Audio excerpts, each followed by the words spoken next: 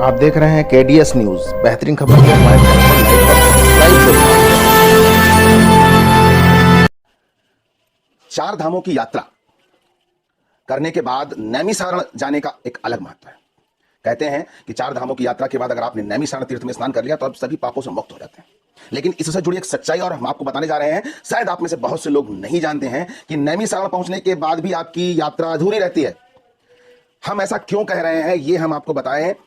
उससे पहले हम चाहते हैं कि आपने अगर हमारे चैनल को लाइक और सब्सक्राइब नहीं किया तो हमें लाइक और सब्सक्राइब जरूर करें। हम ऐसी बेहतरीन खबरें लगातार आप तक लाते हैं। दरअसल ये जो हम कह रहे हैं उसके पीछे का जो हमारा मकसद है वो आपको इस तीर्थ स्थान की जो पौराणिकता है और यहाँ का जो एक पूरा चक्र सिस्टम है उससे हम आपको अवगत कराने जा रहे हैं। क्योंकि नैमिषारण के पहुंच गए और उसके बाद अगर आपने वहां स्थित काशी कुंड के दर्शन नहीं किए जहां भगवान चित्रगुप्त का मंदिर है, तो ऐसा माना जाता है, दंत कथाओं में ऐसा है कि आपकी जो चार धाम यात्रा है वो अधूरी ही रहती है। इस पूरे मामले पर हमारे संवाददाता विवेक श्रीवास्तव ने खास रिपोर्ट तैयार की है।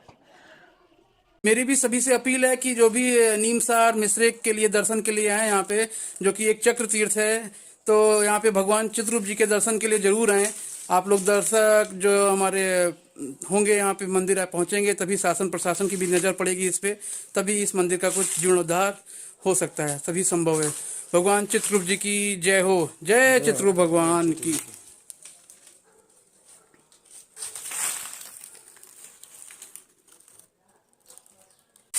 चाहते हैं कि सब लोग आए यहाँ पे। मैं ये चाहता हूँ कि यहाँ सभी धर्मों के भगवान चित्रगुप्त जी के लिए का दर्शन करें आकर के, और चित्रगुप्त जी का मंदिर निर्माण होकर के बढ़िया भव्य रूप में बनाया जाए।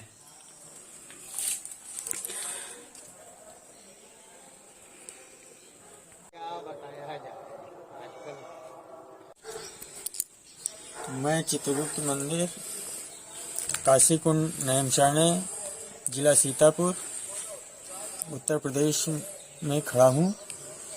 ये चित्रगुप्त मंदिर काफ़ी प्राचीन है।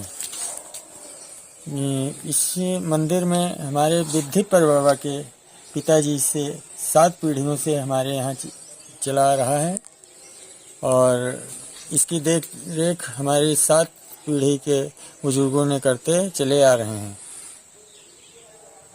पूजा अर्चना करते हैं और चित्रगुप्त जी का स्थान है। ये सभी धर्मों के व्यक्तियों का लेखा जोखा चित्रगुप्त जी रखते हैं, जो हमेशा कंधे पर बैठे रहते हैं।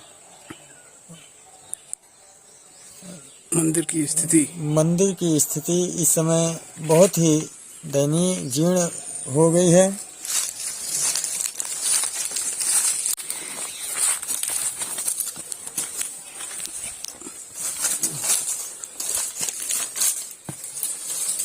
बोलो जी,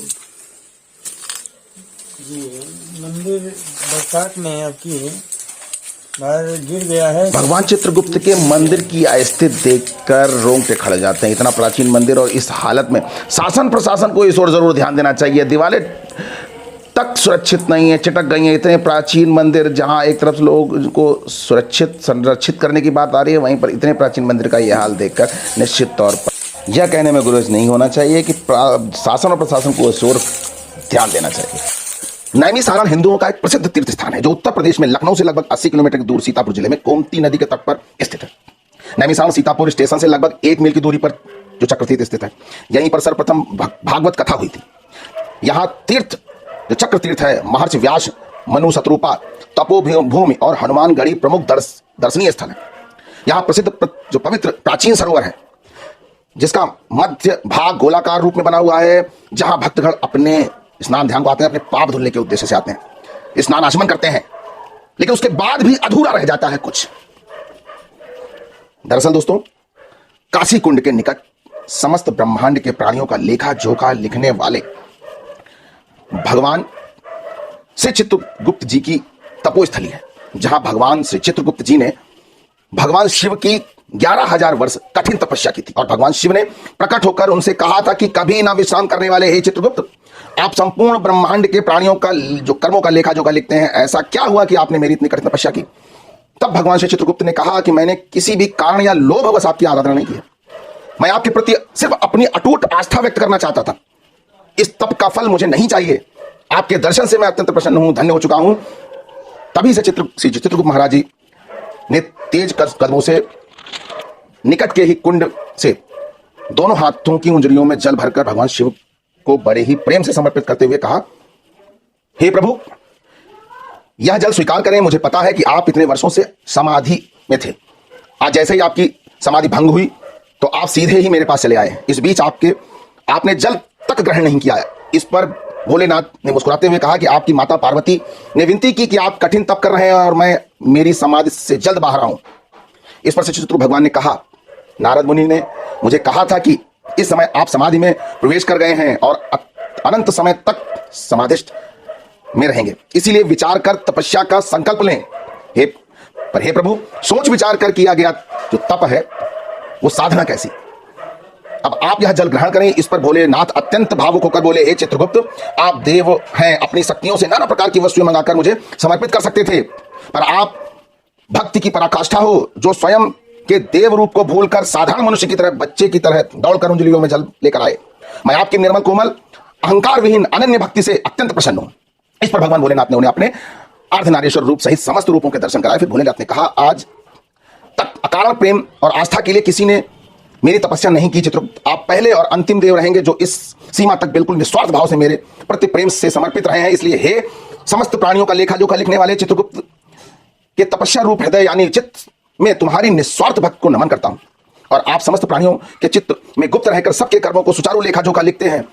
अब से मैं आपके हृदय में गुप्त निवास करूंगा चित्रगुप्त, और यह वरदान देता हूं कि इस कुंड के जल आपने मुझे समर्पित किया है, आज से इसे काशी कुंड के नाम से जाना जाएगा और आपका यह स्थान काशी की तरह ही पवित्र तीर्थ होगा। यहां मेरा अर्थात शिव शक्ति का सदा निवास रहेगा। जो भी भक्त नैमिषारण्य तीर्थ में आकर बिना आपके दर्शन और पूजन के लौटेगा, उसे नैमिषारण्य तीर्थ का और मेरी भक्ति का भी पूर्ण फल प्राप्त नहीं होगा। और इसके अलावा उनका लेखन कार्य व हिसाब किताब में जो मन वांछित सफलता नहीं मिल पाएगी और मृत्यु के बाद उसे अपने कर्म प्रबंधों से भी वह आपकी दया का अधिकारी नहीं होगा। और जो भी भक्त नैमिषारण्य आकर पूरी श्रद्धा से पहले आपका दर्शन व पूजन करेगा, उसके बाद मेरा दर्शन करेगा, तो उस भक्त का लोक व परलोक में शांति व मोक्ष की प्राप्ति करेगा। इतना कहकर जैसे ही भोलेनाथ प्रस्थान करने को हुए कि माता जगत जननी पार्वती प्रकट होकर बोली, आप दोनों सर्वप्रथम भोजन कर लें, रसोई इसी स्थान पर बनाएंगे।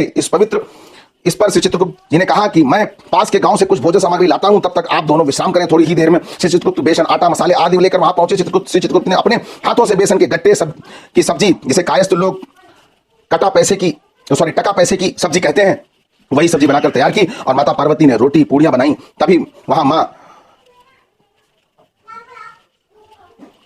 शाकंभरी देवी प्रकट हुई और उन्होंने उस सब्जी में अदरक और धनिया मिलाकर कहा कि अब यह बहुत स्वादिष्ट बन गई है।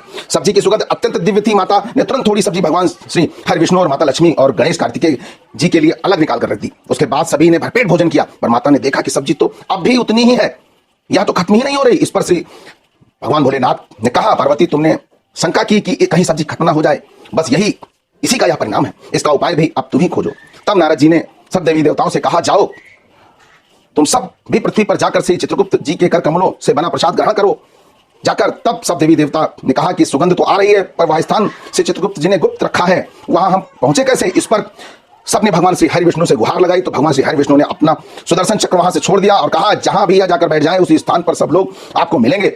जब यह सब देवी देवताओं जब वहां पहुंचे तो सबने प्रसाद ग्रहण किया और सब्जी जस की तस थी। तब माता पार्वती उस सब्जी से भरे बर्तन को भगवान श्री हरि माता लक्ष्मी जी के सामने रखते हुए बोली कि भाई, इस लीला का अंत करो। तब भगवान श्री हरि विष्णु और माता लक्ष्मी ने उस सब्जी को पूड़ियों के साथ बड़े ही चाव से खाया और वहीं श्री गणेश जी और कार्तिकेय जी को भी खिलाया। सबके खाने के बाद कहा कि चित्रगुप्त, आपने भक्तिभाव से इतना स्वादिष्ट भोजन हमें खिलाया है, तो चित्रगुप्त आपके भक्तों के घर में धन धान्य, स्थिर लक्ष्मी, मान सम्मान, अन्य भंडार की कभी कोई कमी नहीं रहेगी और जो कोई आपके भक्तों के घर भोजन करेगा उसका भी जीवन धन्य हो जाएगा। तब माता पार्वती को याद आया कि भोजन करने के बाद मुझे भी चित्रगुप्त को कोई विशेष उपहार आशीर्वाद देना चाहिए। तो माता पार्वती ने घोषणा की कि जो तलवार मैं रणचंडी महाकाली रूप में धारण की थी मैंने, जिसकी शक्ति अनंत है, आज से वह तलवार मैं मेरे पुत्र रूप से चित्रगुप्त को भेंट करती हूं और आज से चित्रगुप्त के भक्त कलम के साथ तलवार की पूजा भी करेंगे। इससे चित्रगुप्त के कार्यों में कोई भी शक्ति विघ्न डाल नहीं सकेगी। फिर माता ने बर्तन की तरफ देखा तो बर्तन फूलों से भरा हुआ था, जिसे भगवान श्री चित्रगुप्त जी ने माता को समर्पित किए। माता शक्ति ने जैसे ही वह बर्तन उठाए, हाथों को बढ़ाया, माता लक्ष्मी और भगवान नारायण ने उनसे प्रार्थना की कि बहन, यह अत्यंत पवित्र पात्र वैकुंठ में ही रहने दीजिए, जो हमें आज की लीला को याद दिलाता रहेगा। तब दो भूखे प्यासे तपस्वियों आपके साथ मिलकर भोजन बनाया था। इसकी पवित्रता अत्यंत महान और दिव्य है। सहस्त्रों अक्षय पात्र भी इस पात्र की महिमा तक नहीं पहुंच सकेंगे। इस पर माता शक्ति ने कहा कि इस पात्र की पूरी कथा विस्तार से सुनाइए। तो भगवान नारायण ने कहा कि आपको से क्या छुपा है, मेरे मुंह से सुनना चाहती हैं तो आप सुनिए। श्री चित्रगुप्त महादेव के लिए भोजन सामग्री के लिए उस भयानक जंगल में के किनारे गांव पहुंचे तो श्री चित्रगुप्त की दोनों धर्मपरायण पत्नियों ने, सभी बच्चों ने बिना विश्वकर्मा जी की मदद के, सिर्फ अपने तपस्वी पिता की मदद के लिए उसी एक पहर में पूरा गांव बसा दिया था। और सबने मिलकर बड़ी ही मेहनत से चाक पर यह बर्तन बनाए और उस दिव्य चाक की रचना विश्वकर्मा जी ने की थी। फिर अग्निदेव ने इन बर्तनों को बहुत ही मजबूती से पका दिया। इसके बाद श्री चित्रगुप्त जी की धर्मपरायण पत्नियों ने बहुत ही मेहनत से बेसन पीसा था और सारी खाद्य सामग्री जुटाई थी, जिसे श्री चित्रगुप्त भिक्षुक की तरह मांगने पहुंचे। तो जैसे ही आपने मुझे अन्नपूर्णा बनकर काशी में चावल का दान दिया था, ठीक उसी तरह से श्री चित्रगुप्त जी की उनकी पत्नियों ने बेसन आदि खाद्य सामग्री दान की। उनके पति का कार्य निर्विघ्न संपन्न हो। इसलिए बहन, यह पात्र अत्यंत दिव्य है और इस लीला में प्रयोग हर चीज वैकुंठ में संरक्षित रहनी चाहिए। इस पर माता शक्ति ने मुस्कुराई और आपकी लीला आप ही जाने सत्य कहे। जो सुंदर दिव्य फूल वह थोड़े मुझे भी दे दीजिए, कैलाश, जिसे मैं कैलाश लेके जा सकूं। माता लक्ष्मी ने कुछ फूल गजरा बनाकर माता भगवती शक्ति को के सुंदर बालों में लगा दिया। सारी लीला के बाद जब भगवान शिव माता कैलाश पहुंचे तो माता ने भगवान शिव से कहा कि हे नाथ, आपको क्या लगता है सरल हृदय चित्रगुप्त कभी उग्र रूप धारण कर मेरी तलवार धारण करेंगे? तो शिव जी ने कहा, हाँ पार्वती। त्रेता युग में जब भगवान श्री हरि विष्णु राम का अवतार लेंगे, अपने विवाह में का जिम्मा उनका ऋषि वशिष्ठ को सौंपेंगे। जो वशिष्ठ के से यमपुरी में से डरते हुए भगवान चित्रगुप्त तक निमंत्रण नहीं पहुंचाएंगे।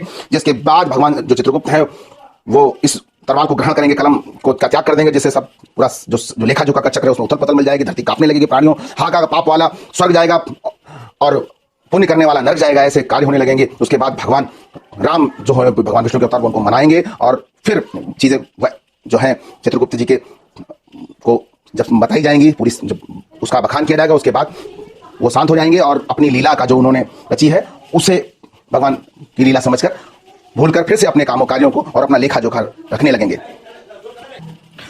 हमने जो पूरी कथा बताई, कोशिश की है आपको सरल शब्दों में समझा सके, लेकिन यह विडंबना है कि इतने पवित्र मंदिर की हालत इतनी बुरी हो चुकी है कि लिखने में भी आंसू निकल पड़ते हैं। आप लोग अपने जीवन की व्यस्त दिनचर्या से थोड़ा सा समय निकालकर अपने आराध्य भगवान श्री चित्रगुप्त मंदिर नैमिषारण्य जरूर जाएं। जो इस तरह इस प्रयास कर रहे हैं वह प्रयास है करें जिससे यह पवित्र मंदिर जल्द से जल्द इसका जीर्णोद्धार हो सके। हमारा जो इस पूरी कथा को इसको सुनाने का मोटिव था, जो मकसद था, वो यही था कि हम इस पवित्र तीर्थ स्थल की जो विशेषता है वो बता सकें आपको और इसकी दयनीय स्थिति भी आपको दिखा सकें कितनी दयनीय स्थिति में है। आप लोगों के जाने से इसका जीर्णोद्धार होगा और आप लोग इसके लिए कोशिश करें कि प्रशासन इस पर जल्द से जल्द, सरकार इस पर जल्द से जल्द ध्यान दे। नमस्कार दोस्तों, ऐसी खबरों को पाने के लिए हमारे चैनल को लाइक और सब्सक्राइब जरूर